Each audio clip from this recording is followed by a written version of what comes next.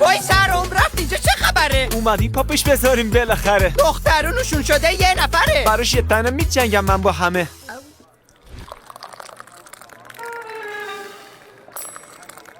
این رو سیاه شده و کجا دیدی؟ از عشق مجازی چی شنیدی؟ یه شب خونه که تو فکر بودم استوری گذاشت تنها خونم، ریپلای زدم دردت تو جونم، میخوای بیام برات بخونم؟ بخونی؟ با بخوریش دمروشور وردی ببینم. حالا چیا داری خودت؟ راستشو بخوای گناه دارم، قرض و بدهی زیاد دارم، به وام ازدواجشم نیاز دارم.